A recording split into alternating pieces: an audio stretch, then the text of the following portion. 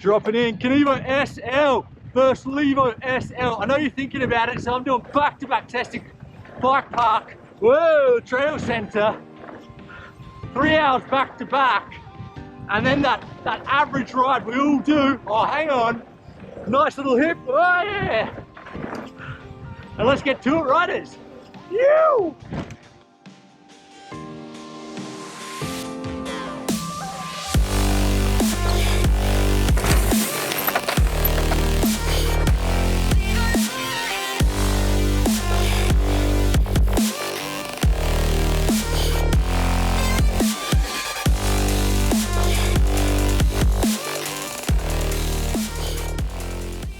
Riders, welcome back to Sam's Bikes, where you know we only talk e-bikes, and today it's the ultimate super light test. Kenevo SL versus Levo SL. I'm a super lucky guy. I've got both right now. I love them both. And I know a lot of people are looking at both bikes and not sure which to buy. So what we're gonna do is we're gonna do 3 hours on the Levo SL at my local mountain bike park, and then change to the Kenevo SL and do another 3 hours. And then we're going to my local trail center. We're gonna do a 30-minute loop on the Levo SL, then a 30-minute loop on the Kenevo SL. For me, it's really important to do the testing back to back, because if you go out one day on the Levo SL and the next day on the Kenevo SL, within like half an hour, you've adapted and you've got used to the bike and you're loving the bike because they're both great. So when you do it back to back, you really can tell those subtle differences. Okay, let's check out the bikes on test. But first, a massive shout out to Schwarby, a long-term sponsor of Sam's Bikes, and we are rolling Magic Mary front and Big Betty back on both bikes, same PSI, and a massive shout out to Specialized for the long-term use of the Levo SL and for the Kenevo. Now let's check out the bikes. The brand new Kenevo SL S-Works, rolling on 29 wheels, massive 170 front and back, running in the middle headset setting, so 63.5, and in the low setting. I'm riding the S4 with a reach of 485 millimeters, and I've blinged it out a little bit with Industry 9 wheels and stem. And the Levo SL, also rolling on 29 wheels, 160, 150, and around 65-degree head tube angle, because I've upped the travel at the front to 160. 455 reach in a large, and 437 chainstays. So those are the bikes, and first up, La Panilla Bike Park, so let's get to it. So we're just warming up on the Kenevo SL. We're gonna go back-to-back running at the bike park today. Hey! The biggest thing I've noticed so far, the 29er with really big suspension, 170 in the back, is I'm buzzing my ass all over the place. Still getting the suspension dialed, but wow, does this bike like to move. And I just thought it'd be super interesting to do some back-to-back runs with the Levo SL and the Kenevo SL, because I know that everyone's going to be thinking about these bikes. Now we're into the woods, which is a rocky sort of flow, well not flow, you've got to wave all the way through these trees, some roots, and the Kenevo's in its element. You would have thought 29er wouldn't be able to play through this stuff, but it's weaving really well. Super surprised.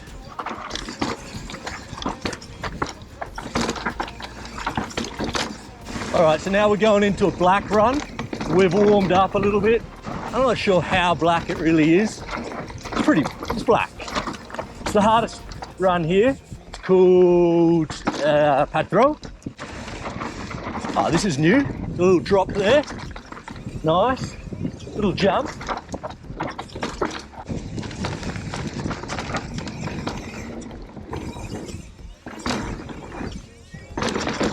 It's all intimidation on those jumps.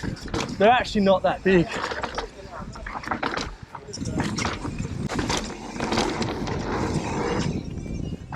Easy. I have to say, I got a little bit of nerves today. I haven't ridden bike park for so long. Oh, I think we need a token. We've got a big set of doubles over here. Just got to keep your speed. Roller. Oh, come up short. Fuck! That's the first time I came up short on those doubles, ever.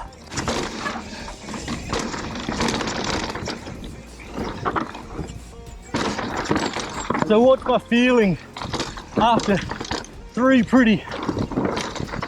after opening it up a little bit? Over these tabletops, got to keep it, whoa, going out on the wide side. They're so small. I like to step up. Yeah! So we're getting ready to change over to the Levo SL.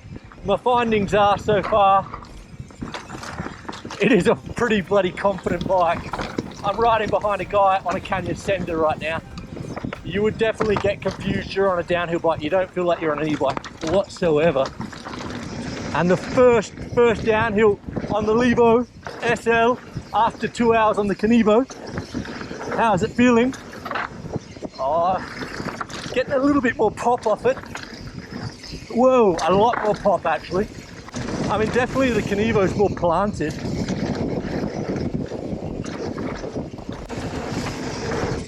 Coming into the tabletops here. Yeah, definitely the Levo likes to pop off things better. Easier to jump. Definitely noticing it shorter as well. Easier to manual. But I think the main question is, can it downhill? And obviously you can see it can. The Levo SL is a super capable bike. With the Kenevo you can ride loose and be more reckless. This you gotta pick your lines more. But definitely enough if you only go to a bike park a few times a year. All right, so now we're going into the woods, which is tight. I would have thought maybe the Levo's gonna shine here, but the Kenevo was pretty good in it. Oh, the Levo likes it. Just that little bit shorter change stay. Just means I can change direction just that little bit faster. But I'm getting thrown around a lot more.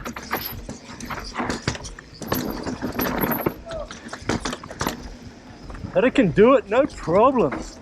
All right, now for the real test on the Levo, we're doing the black run. First drop okay. Yeah, really impressed with the Levo, how it's handled a bike park.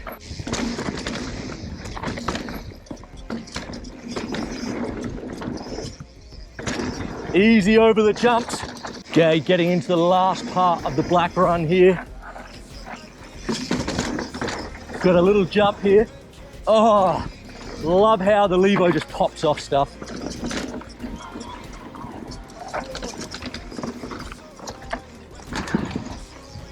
That's the biggest drop of the place. Full bottom out, front and back.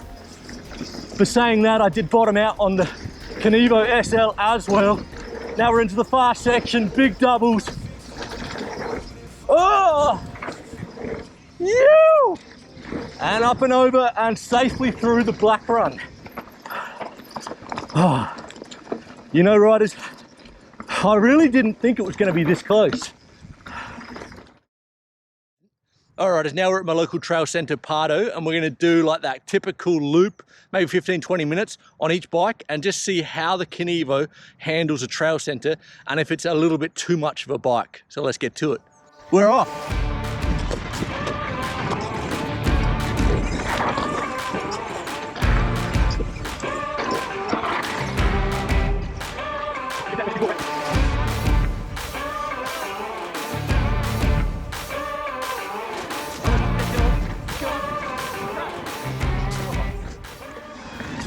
All right, dropping in.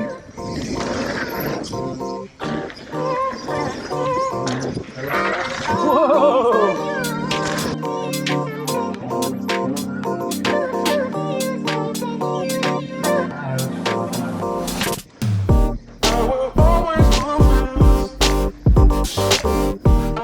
All right, so the testing's done. We're gonna get back to the camper van and analyze it all. Okay, the bike testing's done and both bikes are an absolute pleasure to ride at the bike park, 17, 18 kilos. You totally forgot you were riding e-bikes. And also when you're lifting the bikes on the chairlift, you didn't even notice it. I mean, a downhill bike is kind of 17 kilos these days anyway. But these are my findings. Let's start off with the Kenevo. The Kenevo SL, you can be so reckless, 170 front and back, a really fun bike to ride.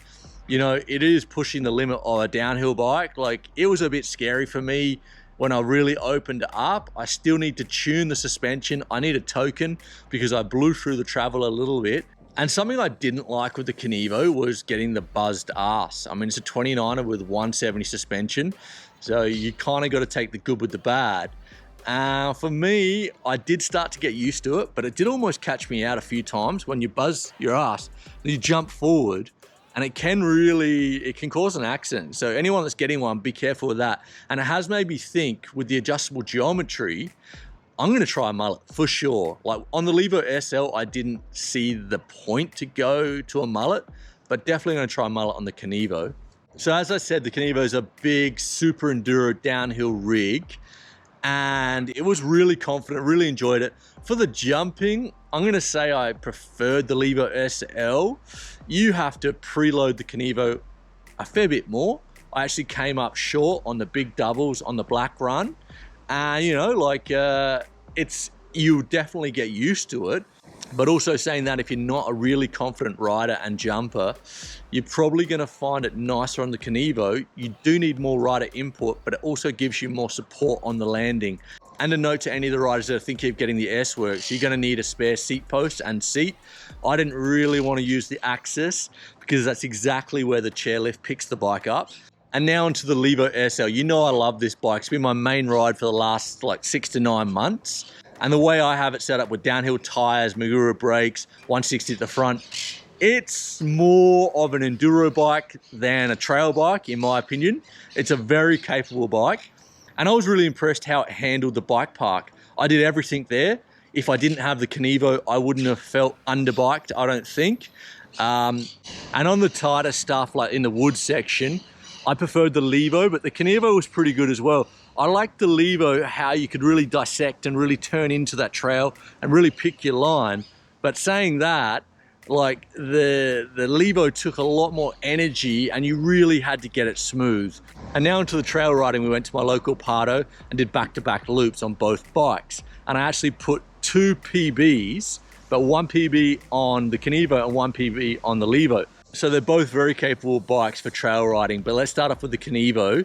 I actually lifted the Kenevo from the low setting to the high setting, which I thought would be better for trail riding, and it was. And unfortunately, I left the headset cup at home, so I couldn't change it to 64.5, but I will do that next time I do a trail ride. Overall, for the trail ride, I was really impressed how the Kenevo rode. I found it had a lot of traction. I found I could really abuse it and really ride it harder than I should have, really aggressively hitting those trails. And when I was climbing up to the top, I didn't notice any bob. I did lock it out on the longer climbs, but I'm gonna say the Kenevo climbed just as good as the Levo, maybe a little bit better because it has a little bit longer chainstay. So there's nothing in it for that. And on the downhills, I could really push it hard. And that marketing jargon saying don't be overbiked, I didn't feel overbiked and I didn't feel it was boring at all. And now onto the Levo SL. You know I love this bike and it's been my favorite for a long time. You know, I rode the Levo second from the Kenevo and I went out pretty hard. I was already warmed up. On the first left-hander, I had front and back wheel sliding. And it really surprised me that I could push harder into those corners with the same tires, same pressure, and I was getting sliding, so less traction on the Levo. And overall, I felt less traction on all 4 downhills, which surprised me. But I did feel faster on 1 or 2 of the downhills, which was correct because I got a personal best on the Tubulier, which is like the roller coaster, which makes sense. And, you know, but it's not fair really because I got caught in traffic with the Kenevo on that downhill. Anyway, it did feel nicer and I enjoyed the bike, how I could turn it a little bit faster, and it just is a bit of a nicer experience for that trail riding. but there's not really that much in it. It did surprise me. Also want to mention it was really busy at my local, so it was hard to get clean runs, but I did get 2 clean runs, one on each bike on the main downhill, and I put a PB at 1:22 seconds on the Kenevo SL, which is actually 9 seconds slower than the Spanish champion, so not bad for an old man on an e-bike. But saying that, the Levo SL was only 3 seconds slower, and I was pushing really hard on both bikes. So riders, there's not that much in it. Okay, down to the $1,000,000 question. If I could only have one bike, which one would it be? The Kenevo SL or the Levo SL? Super hard question, but I'm gonna say the Kenevo SL for a few reasons. The main reason is I didn't feel the Kenevo SL was that much worse as a trail bike. It really held its own, and also the adjustable geometry, be able to change it for park riding, be able to change it back for enduro riding. I'm not gonna say you can change it for trail riding because you can't really, but you know, you can definitely get 6 different geometry settings out of that, and it just makes it a really versatile bike. But that's me, because you know, I do like to push the limit a bit. You know, if you're someone that just wants to go to a bike park maybe once or twice a year and do more trail riding, the Levo SL is a fantastic bike, and you saw it at the bike park. It can do it no problems. The Kenevo does it a bit better, but you can still do it. Anyway, riders, that's it for me this week. I hope you enjoyed this video. It was a lot of work, and if you haven't subscribed to the channel, it really does mean a lot. Share it with like-minded people. And next week, we're doing the Trek Rail sort of first thoughts. I'm getting it from my mate Iago. And we're also got a new bike build going on, a light homemade e-bike for around 1,500 euros. Got to check that out. And riders, stay safe out there, and I'm going to see you next Sunday.